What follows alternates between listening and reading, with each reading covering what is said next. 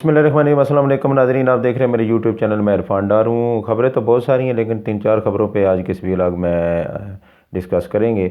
Number one तो जैसा कि आपके सामने रिज़ल्ट आ चुका होगा, आपने सोशल मीडिया पे या इलेक्ट्रॉनिक मीडिया पे आपने देखा होगा किसी भी ज़राए से।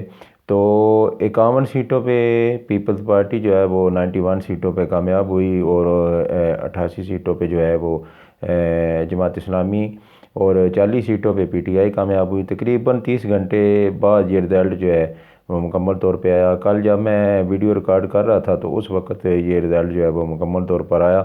तो आप देख लें कि कितना जुर्लू फेरा गया है। आज मैं एक वीडियो देख रहा था, उसमें एक बाबा जी आए हैं वोट डालने के लिए कराची में।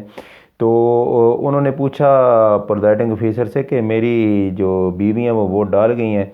उन्होंने नाम लिया अपनी बीवी का, तो वो कहते हैं प्रिजाइडिंग ऑफिसर के वो डाल गई हैं। तो वो कहते हैं कब डाला है? जी आधा घंटा पहले डाला है। वो कहते हैं काश मैं आ जाता और आधा घंटा पहले मैं उससे मुलाकात कर लेता। तो वो प्रिजाइडिंग ऑफिसर बाबा जी को कहता है कि आपकी बीवी आपसे नाराज़ हुई है।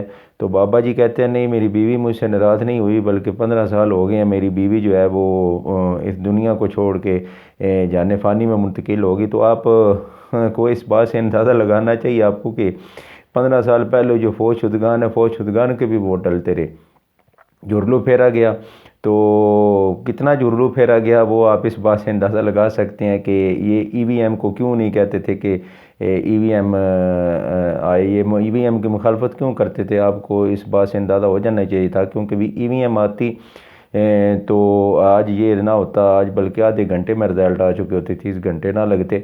ईवीएम की ये इसलिए पीडीएम की ये इंपॉर्टेंट हुकूमत मुखालफत करती रही, 16 जो पार्टियाँ 4 पार्टियाँ ये मुखालफत करती रहीं। तो दूसरी खबर की तरफ आते हैं कि निगरान सेटअप जो पंजाब में बनाया जा रहा है उसके लिए जो पीटीआई ने नाम दिए थे नासिर खोसा साहब, बड़े दबंग किस्म के जो हैं वो ये ब्यूरोक्रेट रह चुके हैं, मुख्तलिफ हुकूमतों में मुख्तलिफ जगह पे काम कर चुके हैं, लेकिन ये इन पे ए पोलिटिकल का ठप्पा है, ये किसी भी जमात के साथ नहीं तल्लक रखते। ये इन्होंने पीडीएम वालों ने सोचा था कि पीटीआई जो है वो चबल किस्म के एवं को उड़ते उड़ते नाम दे देगी।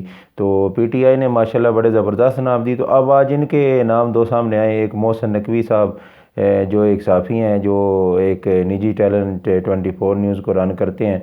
तो एक इमरान खान साहब और पीटीआई बरमला नाम लिया करती थी कि रजीम चेंज ऑपरेशन में एक साफ़ी जो है वो सरगर्म है। तो ये जो साफ़ी सरगर्म थे ये मोहसिन नकवी साहब थे, ये सरगर्म थे। तो आप जैसा कि जानते हैं कि ये साफ़ियों को तो बड़ा नवाजते हैं। नजम सेठी को पीसीबी का चेयरमैन लगा दिया, ये मोहसिन नकवी को भी इन्होंने अब नवाजने की कोशिश की और ये दूसरों को पैगाम देने की कोशिश की दी है कि हम आपको भी नवाज सकते हैं, दूसरे साफ़ियों को। और एक चीमा का नाम आया, चीमा जो नैबज़दा हैं, चीमा को भी जनाब इन्होंने निगरान पे वज़ीर आला पंजाब के लिए जो है वो नामज़द किया। तो आप देख सकते हैं कि ये कैसे नाम है जो दूसरों के से तवक्को करते थे कि वे ये ऐसे नाम देंगे, तो वो आप खुद ही अब ऐसे नाम दे रहे हैं जो काबिल एतराज़ हैं, उन पे हर बंदे को एतराज़ है। तो एक अलीम खान साहब भी हैं जो ट्राइयाँ में मार रहे हैं कि PMLN की तरफ से जो है वो एक मेरा भी नाम सामने आ जाए, मैं भी वज़ीर आला तो नहीं बन सका तो 90 डेज़ के लिए मैं भी वज़ीर आला बन जाऊँ। तो ये जनाब जो है वो चक्कर चल रहा है। तो तीसरा जो है वो आज खैबर पख्तूनख्वा असम्बली जो है वो भी तलील हो गई। खैबर पख्तूनख्वा असम्बली जो है वो महमूद खान साहब ने समरी गवर्नर खैबर पख्तूनख्वा को भेज दी है। तो खैबर पख्तूनख्वा की जो हुकूमत है वो अगर ज़्यादा भी रोक पाए तो गवर्नर 2 दिन रोक पाएंगे, और तीसरे दिन ऑटोमेटिकली जुमेरात वाले दिन जो है वो KP की असम्बली जो है वो खुद ब खुद अगर गवर्नर दस्तखत ना करे तो तलील हो जाएगी। क्योंकि खैबर पख्तूनख्वा से जो PTI के मेरे कुछ भाई हैं जो खैबर पख्तूनख्वा से तल्लक़ रखते हैं, वो ज़रा इस बात पे यकीन रखते थे कि पख्तून जो है वो रोज़े की बड़ी पाबंदी करते हैं, तो ज़रा टर्न आउट जो है वो थोड़ा कम ना रह जाए। क्योंकि टर्न आउट जब कम होता है तो जो पॉपुलर पार्टी होती है उसको इसका नुकसान होता है। जैसा कि आपके सामने है, कराची में 20% टर्न आउट रहा, तो जो PTI को नुकसान हुआ वो आपके सामने। अगर यही टर्न आउट 50% होता तो PTI को जो फ़ायदा होता, ये रिज़ल्ट ना होता बल्कि रिज़ल्ट और आपके सामने होता। تو جو ہے وہ خیبر پختونخوا اسمبلی جو ہے اب وہ تحلیل ہونے کی طرف جا رہی ہے۔ تو چوتھی خبر اور ہے بڑی اہم ڈیولپمنٹ آج یہ ہوئی کہ سپریم کورٹ میں عمران خان صاحب نے ایک پٹیشن دائر کر رکھی ہے کہ عمران خان صاحب نے جو نیب ترمیم اس امپورٹڈ حکومت نے آ کے کی ہے NRO2 جو اس امپورٹڈ حکومت نے لیا ہے، تو اس پہ ذرا تھوڑا سا عمران خان صاحب نے ایک پٹیشن جو ہے وہ سپریم کورٹ میں دائر کی، اور اس پٹیشن کے جو ہیئرنگ ہے وہ ہو رہی ہے۔ تو آج سپریم کورٹ میں واضح طور پر یہ اشارے دیے گئے، سپریم کورٹ نے جو ہے وہ ریڈ کارڈ دکھایا ہے PDM کی حکومت کو۔ لگتا ہے اس بات سے یہی ہے کہ مقدمات جو ہیں وہ ختم نہیں ہوں گے، بلکہ وہ مقدمات پھر بحال ہو جائیں گے، اور جو اس کی نیب ترمیم کی گئی ہیں وہ ساری ختم ہو جائیں گی، کیونکہ سپریم کورٹ میں بھی ڈویژن ہے۔ جسٹس چیف جسٹس عمر تا بندیال صاحب اور جسٹس اعجاز الاحسن صاحب جو ہیں وہ ایک خیال رکھتے ہیں، اور جسٹس منصور علی شاہ صاحب جو ہیں وہ دوسرا خیال رکھتے ہیں۔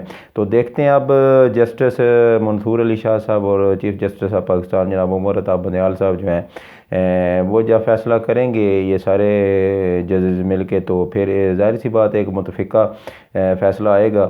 تو اس متفقہ فیصلے کا ہم انتظار کرتے ہیں۔ ابھی تو کچھ اشارے PTI کے حق میں مثبت آ رہے ہیں، تو دیکھتے ہیں آگے چل کے کیا ہوتا ہے۔ تو دوسرا ایک میں نے جو بات پچھلے اپنے ویلاگ میں کہی تھی کہ میں آپ کو بتاؤں گا کہ جو PMLN ہے وہ نئے بیانیے پہ کام کر رہی ہے، کیونکہ ان کا جو پہلا بیانیہ تھا ووٹ کو عزت دو، اس کا بیڑا انہوں نے خود ہی غرق کیا اس رجیم چینج آپریشن کے ذریعے۔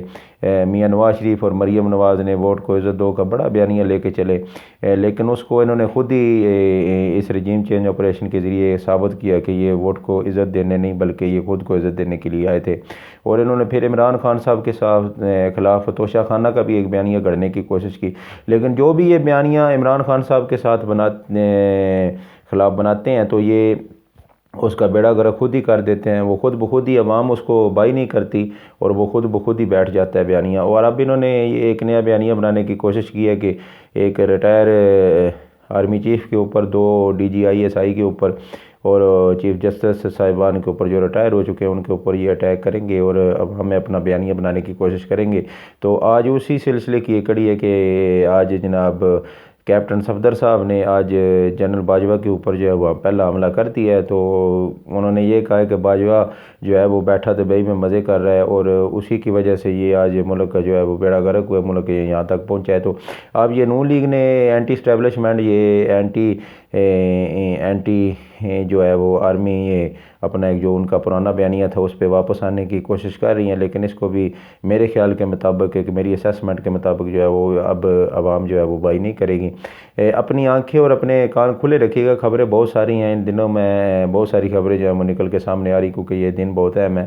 تو اپنا اور اپنی اس چینل کا ڈھیر سارا خیال رکھیے گا۔ نئے آنے والی ویڈیو میں آپ سے ملاقات ہوگی، تب تک کے لیے اللہ حافظ۔